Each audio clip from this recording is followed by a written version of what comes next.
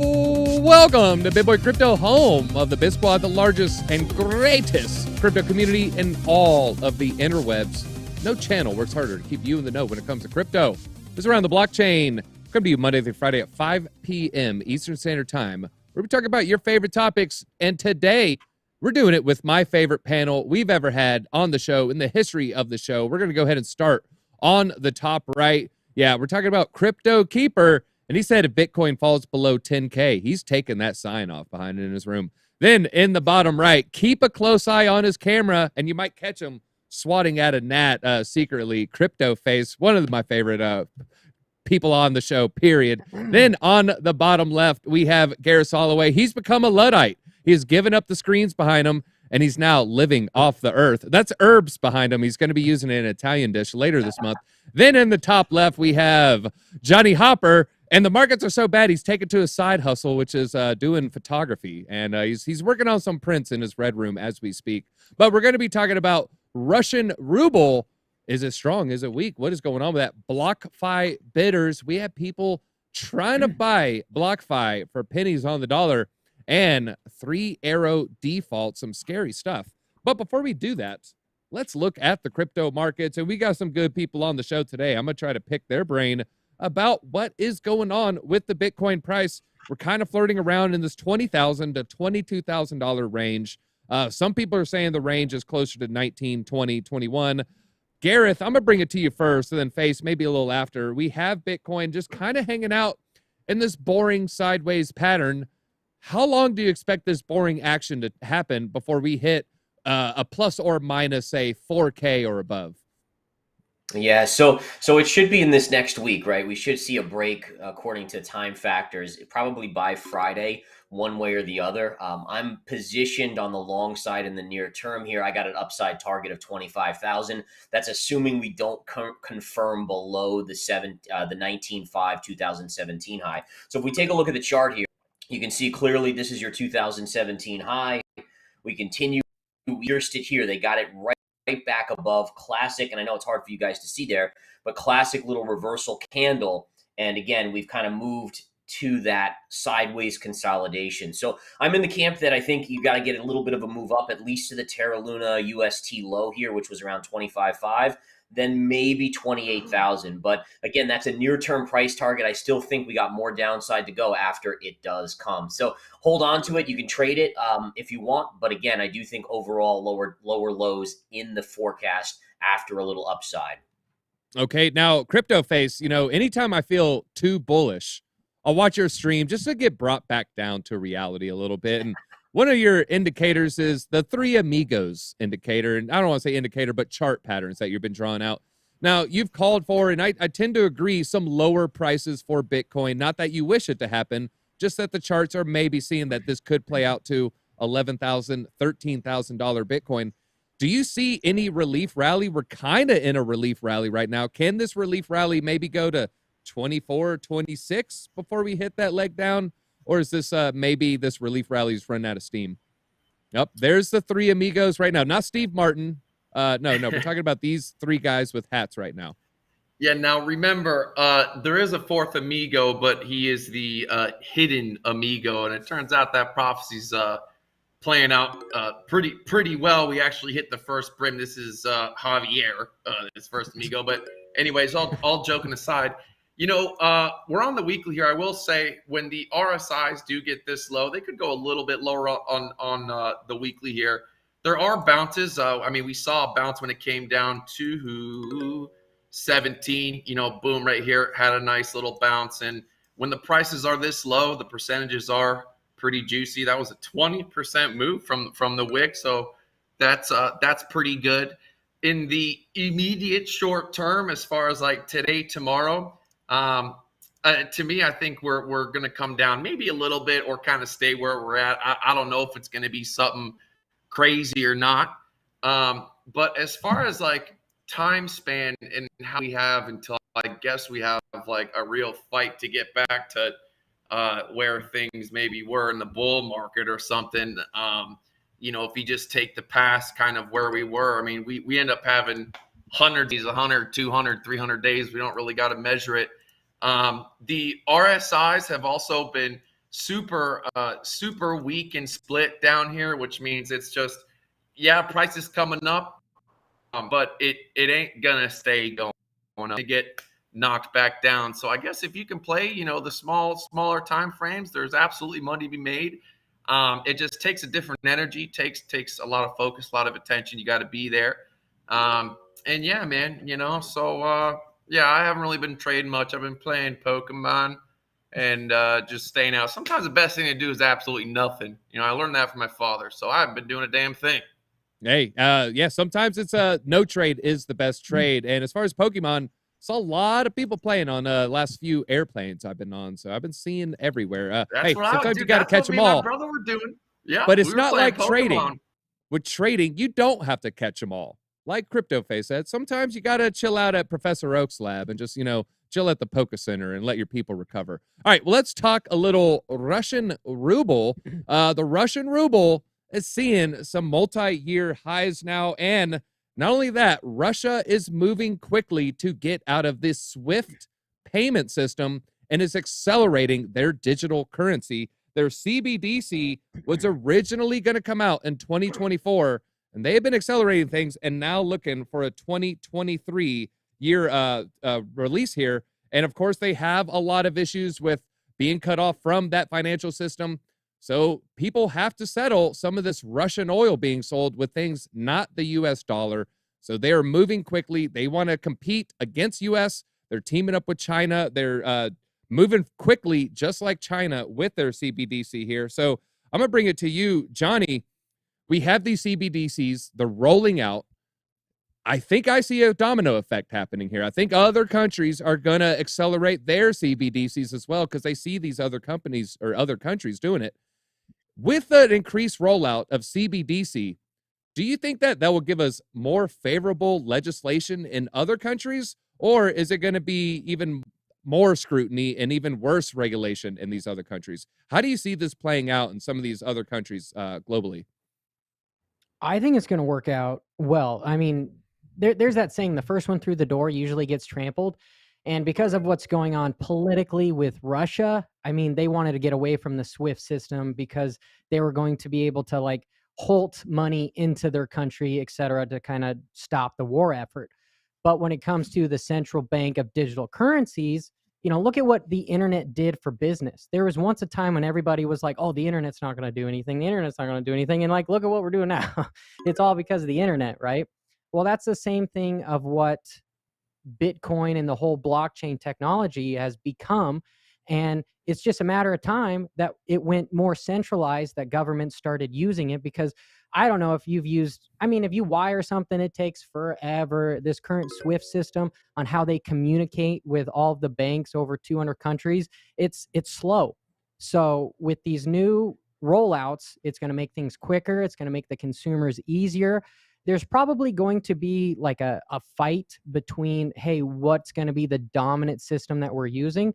But absolutely some sort of digital currency like the USD or something is going to come up, and China might hop on board. I feel like America is behind on everything, and it's been since World War II when we became a superpower for something big to happen, and now we've slowly just kind of started diving down, and we've got countries like China that are taking back over as being the innovator in the movement. Maybe it's because of how they do things politically, where all we do is just sit in office and we don't really make any decisions. But no, answering your question again, DZ. No, you actually bring up a good point, and I kind of want to settle on this. You said, I think there's going to be a fight for the dominant system. Now, Crypto Keeper, I tend to agree. There's going to be a lot of multiple systems. There's going to be, the Chinese digital yuan. There's going to be Russia's ruble. There's going to be a USDC probably. There's going to be competing systems. But when you have different chains, what do you need? You need a bridge. Do you think that there's going to be bridges that you can use to trade these CBDCs? Or, with bridges, there's always exploits. Do you think that's just going to be too risky and we won't see it on any kind of mass institutional scale, maybe just like smaller degen sites? No, I think, thanks for having me on again, guys. I appreciate it as always. But I think that we're definitely going to have to be able to move the assets around, right? Value is just what two people agree on something. So it doesn't need to be this big thing that's backed by, we used to back our currency with gold, and now it's just backed by the good faith of the government. And what I think I see happening here is that all of these governments are saying, hey, trust me, trust us, we've got you taken care of, we've got a way to do this. And the kind of backdoor on all the CBDC stuff is the lack of privacy and the amount of control. So the government is able to up the amount of control that they have over your dollars, over your rubles, over your whatever the currency is. And then they're also so they're able to up that control that they have over you, while also taking more of your privacy. The reality is right now, the most private way to transfer wealth is cash. So now when we introduce that, everything being digital, everything being on the blockchain, publicly verifiable, now we say, okay, well, we've got to go once in a while from this currency to this currency. We're going to have some sort of a method of exchange, such as something like XRP fam, put them up, right? And ultimately, yeah, I don't think it's just going to be a small degen play. These massive institutions, though, what I believe they will do is they will come to an agreement. Hey, this is what we are using, and you're going to play ball, or you're not going to be able to transfer between the ruble and the dollar or the Chinese yuan, whatever. But yeah, I think it's going to be an agreed upon thing. I think the big institutions are going to make that pact. World Economic Forum, all of the people that are together right now are coming together in the same way that they have always in the past. They'll act like they're fighting, but in reality, in the back rooms, they're shaking hands and saying, hey, this is how we control the people. All right, now black hat hackers. All right, I would not hack a bridge between two governments. Now you want to talk about some people coming after you. You know why we got a little time, Gareth and Crypto Face. I kind of want to hear your thoughts on oil, Brent crude oil. I know you guys have been talking about oil a lot. Russia's economy, the ruble, I think just hit a 7-year high. Just last week, it was at a 5-year high. So we have the ruble hitting multi-year highs. A lot of this is off the strength of the price of oil and the amount of oil that they're selling to Europe right now. Gareth, where do you see oil at? I mean, are we hitting a top? People, I know it's a lagging or a leading indicator for future gas prices. Is there any relief on the horizon here? I mean, is this still going to go up? I mean, I know there's a lot of issues with gas prices, but when it comes to oil prices, what are you looking at? What is it looking like now? Yeah, so for me, the chart is topped out, right? So I know that kind of goes counter to what all the analysts on TV and the talking heads and a lot of people are saying, but I'm just not seeing it. I see that you've had this big move up because the fear of Russian oil being restricted. We know they're selling it to China, they're selling it to India, so it's still out there. And then you have all these central banks starting to hike interest rates. And that's going to slow the economy, not just domestically here in the U.S., but globally as well. So a slower economy means less traveling, less trucking.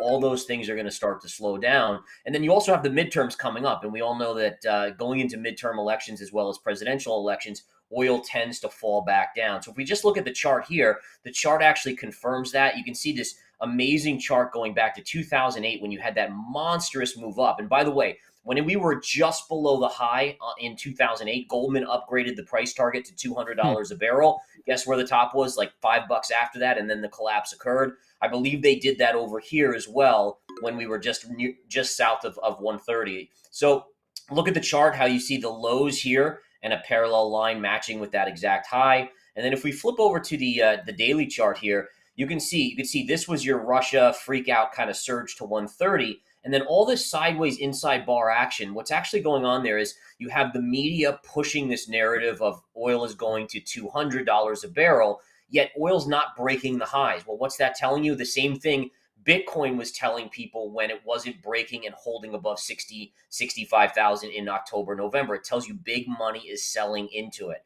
So again, for me, this is a top out on oil. I think we see oil by the midterms probably at like 85 or sub $85 a barrel. Crypto Face, are you still long-term bearish on oil, or some of the new macro events got you, maybe second guessing these new all-time highs? You mean long-term bullish on oil? Yes. I actually kind of think, I've been long on oil for 2 years now, and I would say I understand the caution that Gareth is taught here. Also, So this pattern is actually a pattern we've seen in crypto a couple of times too. It's not really a fun pattern as far as being bullish, so to speak, but we've been seeing oil take breaks, money flow breaks, and then come right back up. So I'm not saying I'm not bullish on oil anymore. Yes, the strength of Russia. You want to talk about strength of Russia, man, and the ruble. Since no one else has kind of brought it up yet or showed it, but the ruble technically is up 45% since February before things went down. If you want to calculate it from its very bottom after everything was going crazy, it's actually up 200%. This is against the dollar, by the way. India is a country that's supposed to take the United States side, and even they turned on us and went with Russia and buying their oil, which is just kind of like the beginning of an avalanche. I know I'm kind of maybe going off subject a little bit, but I actually feel like the trigger of the next bull market for crypto, or not the trigger, but in the next bull market for crypto, it might be from not America might not be the foundation. It'll actually be the strength of other countries carrying crypto into the next market. And so I hate to say it, it actually makes me want to cry. I could actually shed a tear right now. Yeah, I've been long on oil to take a little profits, but I ain't calling it the top yet just because things are so bad. And I wouldn't be surprised if it did continue up. But I also wouldn't be surprised maybe it topped out for a little bit. But oil takes time, man. It's not we're spoiled with crypto in its volatility and speed. And lately, oil's had the speed and had the volatility, and so sometimes got to take a little bit of a break. I think gold's been holding pretty decently at the 1840s. It's actually doing pretty well. I thought it would probably go down lower, but it's not. But yeah, sad tear for America and everything we're going through. And yeah, I hate to say it, man, but if crypto's, I think this next bull run, a couple of years, crypto will be carried by other countries around the world. I would agree with that. I know in India, they do love their gold, and they are increasingly loving their Bitcoin and 2 years long oil. Good job, man. Good job. All right, let's talk a little BlockFi bidders. Of course, BlockFi in a little bit of trouble here. This was just days after Wall Street Journal reported FTX is in talks to acquire a $250 million stake in BlockFi. However, there were some parts of that deal that had a little bit of people upset. I think the majority of people, though, did not care. With this deal, the investors in BlockFi will not get their money back. The late-term investors, the people who, the management and the employees with stock options, these people are no longer going to receive the funds that they had put into the fund, but the $250 million would cover the client's assets. Obviously, BlockFi working against that deal, they're trying to find someone else, and Morgan Creek, one of the BlockFi investors, is trying to find a subsequent deal. They have $100 million that they've secured. They have two $50 million loans, trying to get that last $50 million, and with their deal, the retail investors might not get all their funds, but some of the investors would get some funds instead. Now, Soloway, it looks like BlockFi's shareholders and investors, they obviously are going to have some concerns with the FTX deal. How do you feel? How do you land on this subject? Should investors get taken care of before clients, or should it be the clients before the investors? I think, well, what's interesting too is there was a rumor today that FTX was going to be buying Robinhood. I thought that was kind of interesting that all this is kind of coming out together. But I don't think there's any truth to that rumor, by the way. But I do think that in general, the investors come second. It's kind of the same structure as the stock market. If a stock goes into bankruptcy, the bondholders and various kind of players like that get taken out first or get kind of made whole first. So my guess is it's the same thing. I mean, when we invest, whether it's in a crypto or a stock, there's inherent risk. We go in, right? We go in, we know that we can lose. In general, people that are investing in the actual company, we're giving them money. Clients, for instance, that are putting their money, there's a fiduciary responsibility, or at least there is in stocks and in the banking system, that those people get made whole first. So I would think that that's the way it should go. It should go the same sort of route. All right, now, Crypto Keeper, I think if it goes any other way where the people, the clients don't get their money first, there's going to be an uproar. There's going to be a little bit of a backlash. BlockFi, they're kind of stuck between, a rock and a hard place here. Do you have any predictions on what direction they will go ultimately? Oh man, I hate to say it. I think the direction they're going to go is what's going to be best for their big money. And their, the retail investor, unfortunately, is the last thing on the mind of these companies. The big players that are, in those dinner parties that I like to talk about, shaking hands and kissing babies. Those are the people that, push their money around, which then says, hey, I get what equates to, voting rights. I have priority over all of these, peasants like myself. And so I think that that's what it's going to come down to. That's kind of how our world works right now, right? I mean, I think it always has. The big players get taken care of. Then they then agree, hey, next time this comes around, we'll take care of you. I don't see it going any other way. I don't see a chance that the retail investors are going to get paid back. It's going to be the big hitters.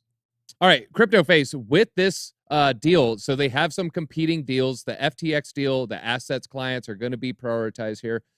Who do you think should be in control of this decision? Do you think the clients should get any say-so in this, like in the form of whether it's a DAO vote or a shareholder meeting, or should this just be up to the management because, they've ran the company so far?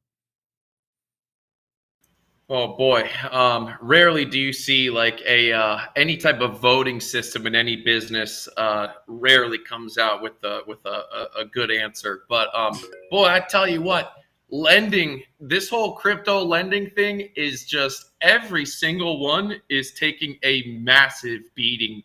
And boy, I tell you what, I mean, wasn't Pompliano, isn't Kevin O'Leary, BlockFi?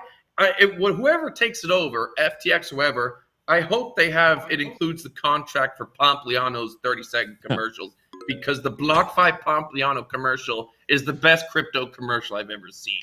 So, man, I always had a funny feeling about all that stuff, and I just can't believe, dude, that every single one is just going through problems and just really getting shaken out. It just goes to show how sensitive, the lending business is extremely sensitive. There's a very, very small margin for error. You know what I'm saying? And so, whoever takes it over, or if they get them into, that Chinese African debt till they end up loaning them money that they can't pay back and get all for free, more power to them. They're all a bunch of greedy bastards anyways in the first place. Everyone's out for themselves, so I'm not going to shed any tears for anybody. All right. Went from shedding a tear to no more tears being shed here. Now, Johnny, if they do protect their shareholders, I think the clients may come forward with the class action lawsuit. But if they protect the clients, then the shareholders may have a class action lawsuit. What do you think BlockFi is more scared of? What do they most want to avoid here? Becoming insolvent. I don't think it's their choice. I think FTX is a big player and they want to make money. It's funny how governments or banks, whenever they're in trouble, they go to governments to bail them out. But crypto projects, governments don't want to touch them, so they go to exchanges to bail them out. So it's kind of who has the money. And what CryptoFace was saying as far as all these lending platforms having a problem, I mean, look at it. Like when we were in our heyday at 70,000 Bitcoin, there was close to almost $2 trillion. Now, half of that has been wiped out. We've got a market cap of about 900 billion. I mean, it makes sense that everyone's having liquidity problems. And this kind of goes back to people going, you can't sustain over 10% yield on any asset. Maybe crypto when we have like a $50 trillion market, when it overtakes the stock market. But until then, like this stuff is very, very risky to try to be in. I mean, you look at what happened with Celsius and everything. But FTX is one of those big players that I think they're going to move with him. All the other guys, I don't think they're going to come up with the money in time. And somebody like FTX, they're going to put themselves in a position of power. They're paying to be at the table. They've got a platform. So whatever regulation comes in when it comes to the space, when it comes to lending, they're going to be ones that are going to be on the seat with regulators. So they are buying this or bailing this out as a loan to position themselves for staying power. I don't think BlockFi is probably going to be here long term. I think FTX is going to take it over, and it's probably going to be integrated into something like what Coinbase is doing with their staking and crypto.com. They need to I said what I needed to say, DZ. So I hope I would John's feeling agree. I better, think and if we'll move on. FTX does take over, they probably would change the name, just better branding. You don't see Blackwater anymore, even though that company still exists. They've changed the name, so there's a lot of power in just changing your name. All right, let's talk a little Three Arrows Capital, and it looks like Voyager has issued a notice of default to the crypto exchange, and according to their press release, Three Arrows Capital failed to make the payments required by Voyager on its requested deadline, and this comes in the form of 15,000 Bitcoin, worth roughly $315 million, as well as over $300 million in USDC, so roughly equal value in the two assets. Of course, co-founded by Suzu and Kyle Davies in 2013, Three Arrows Capital is a blockchain traditional hedge fund here, and looking a little insolvent. And we have Voyager, they're down. It's a $660 million loan, and they got to pursue this money. They're a little upset with Three Arrows Capital. Obviously, Gareth, it looks like Voyager, they've been able to handle this. They've been able to weather this storm, even with these defaulted payments. But do you think investors are going to trust Voyager moving forward due to the failed payments by 3AC?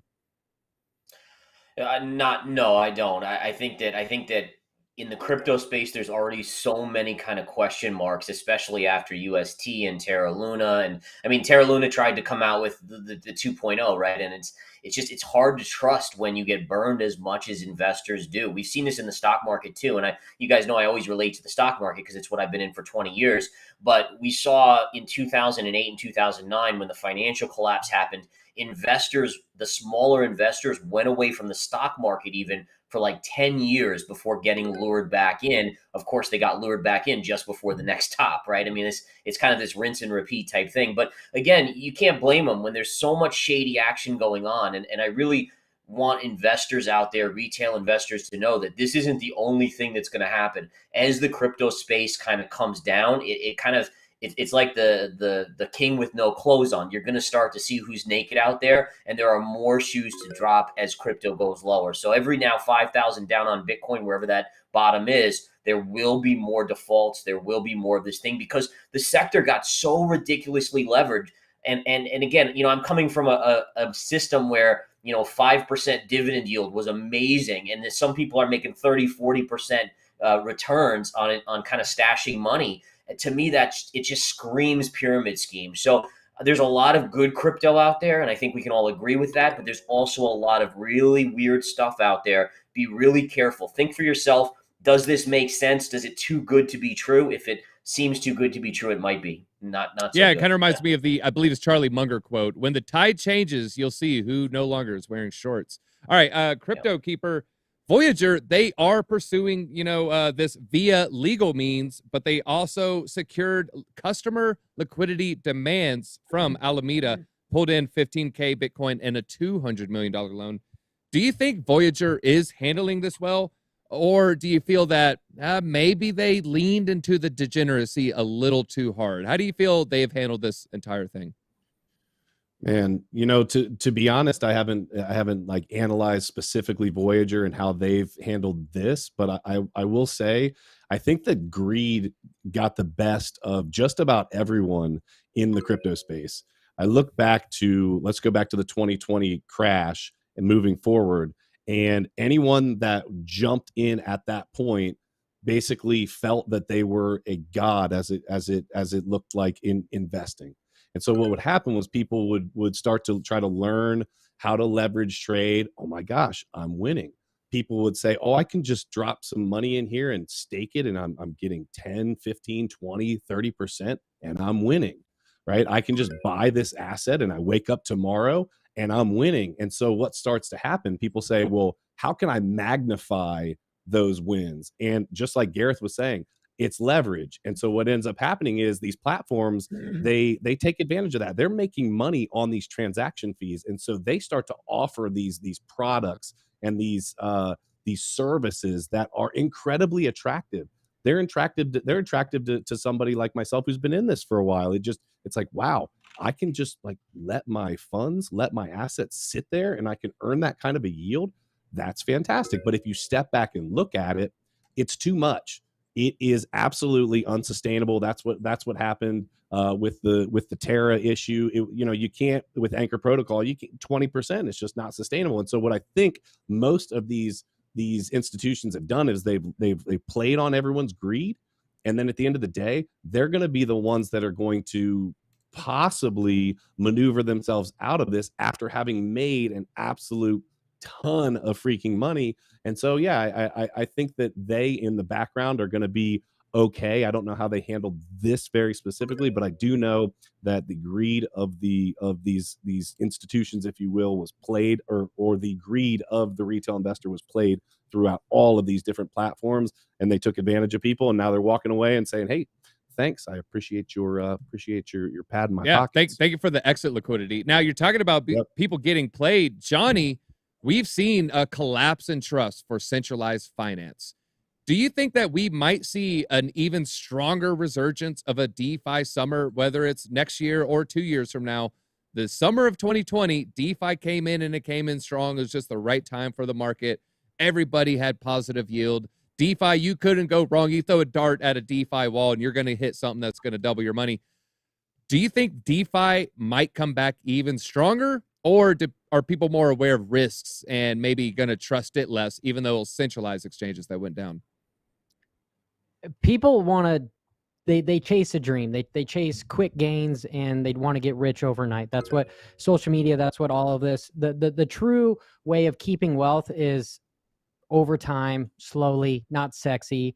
And I do think DeFi is going to come back harder, because this was like it in its infancy. It's learning how to overcome some of this stuff. And like Garrett said, all these lending platforms kind of gave me the whole BitConnect, with the feeling with 20-30% back. And so hopefully people come back with a little bit more experience, because there is a saying that when a man with money meets a man with experience, the man with experience ends up with the money, and the other one ends up with the experience. And so right now everyone is experiencing taking 10 grand, making it go to zero, and maybe they won't make the same mistake again. But no, this is innovating. It's moving on. People want to get away from traditional finance. And truthfully, banks rob you with their 0.001%. Like, they get loans from the government paying 2.25%, and this is with billions of dollars. So changing that just to the consumer now making 2 to maybe 4% APY, I feel like that is great for the space. But anything above that, we have liquidity problems, and people want to get rich quick, so they go chasing this stuff. And I'm telling you that you don't get rich quickly. Maybe 1 or 2 people might, but they are the exception, not the rule. We are the rule. You got to be involved. And right now, like my red background, everybody is exiting. Now's a good time to enter, buy something, learn something. That's how you grow. That's how you sustain. And we'll leave it to Crypto Face to talk next. Yeah, no, that was good homespun wisdom from Johnny Hopper. It's like straight from the cornfield or something. All right, Crypto Face, we all knew the risks. Now, I say that we all knew the risks, but there were some newer retail that maybe didn't understand the risk associated with some of these centralized protocols. Do you think that, what is your opinion on regulation? Should there or should there not be stronger regulation for some of these centralized exchanges that have been collapsing lately? Well, especially in the crypto space, there's a lot of talk, with, the Celsius guy and pretty much everyone else, of how banks are so evil. And they've created so many problems when, for example, a lot of problems we've had in the U.S. specifically really wasn't from banks. It was from government intervention and it snowballing. Banks give us credit, freedom really. Here's what I'll say. If any type of business or platform that is going to tell me I'm going to be able to earn a yield on whatever it is they're doing, lending especially, in order to make money off that, you got to really have a strong line of people and checks and balances to make sure that that's being lent to someone that can pay back. You got to do you got to be a bank. If they're not, if you're not hiring bankers to lend out money, then your stuff's probably going to hit the fan. As far as decentralized, like account banking type stuff, I've talked about it before on this show. I was in a little DeFi community, and just to put it really simple, it was just a community where you deposit your money in your crypto. It takes 5% out of your money when you deposit it. Withdraw some money, it takes 5%. Long story short, it's really just a circle, right? And it's as long as it beats. It's not if you get in first. It's not if you get in last. It's how long you're in it. And when there's movement, as long as there's movement, it actually works. If it all stops, then it's over. But I've seen DeFi work before, but I've only seen it one time. And so with that, I can see it. But as far as like the whole lending thing, and these guys saying that they're lending and stuff, you got to really take out the microscope and see what the hell they're doing. And to be honest with you, a lot of these crypto companies, these guys are young. These guys are young. They're 30s. They're in their low 20s. They barely just moved out of their mom's place. They don't know what the hell they're doing. It's like I was gonna drop a company name that might have pissed a lot of people off. I don't want to make any more enemies that I already have. But these guys are young, and they're like spoiled, I feel like, with too much money. And if you're just gonna get into some DeFi, EFI, WeFi platform that's talking about giving you a yield, you gotta really make sure that they're doing what they're doing right, and they have a history of doing it, or someone who has a history of doing it. And to be honest, I don't think we're even close. So yeah, it's like, because even the guys that are legitimate that have tried it and got into BlockFi, whatever, they're failing. So we got some time. We got a little more pain. Yeah, like CryptoFace says, look with that microscope, look with that fine-tooth comb, see where the liquidity is coming from. If you can't find it, But would proof you of are the stake liquidity. fix that? And it kind of reminds me of the Richard Hart quote, don't grab pennies from the railroad tracks. It's a little dangerous. I don't know, Johnny. I'm not an expert on proof of. I don't know. What I'm really talking about is more of just like, it doesn't matter what type of crypto, how it's mined. It don't matter if it's Beanie Baby currency. If you're lending out my Beanie Babies and tell me I'm going to get new Beanie Baby every month, I got to really know how you're making that extra. You know what I'm saying? And so, you know. All right, and let's see how fast one of you degens can make Beanie Baby coin. In fact, I'm sure there already is one. But it looks like we're out of time, and Crypto Keeper narrowly edged out Crypto Face there. It was a close one, and Crypto Keeper, feel free, leave us with some parting thoughts, plug what you got going on. Yeah, fantastic. Thank you guys very much. Make sure you follow everybody on the panel. That's for sure. There's a lot of wisdom here. So make sure you check out everybody's information down below. The markets are down. Everybody's getting pounded. So what better time than a free mint? We've got a free mint with an optimized contract. Literally, the gas fees are going to be next to nothing. That's Danger Close Alpha. Make sure to check us out. We're bringing together the prepper community with the crypto community, whether you guys like to see it or not. There's a lot of chaos and turmoil in our world right now, and we're trying to bring real-world solutions to that. So make sure you check us out. The information for the Discord is down below, but that is planned for the 4th of July. So get the free mint, get in on it. All right, where are my preppers at? Hit that like button if you like to prep. If you really like spam, beans, and rice, hit that like button. Well, that is all we got time for today, and until next time, BitSquad, DZ out. Great episode.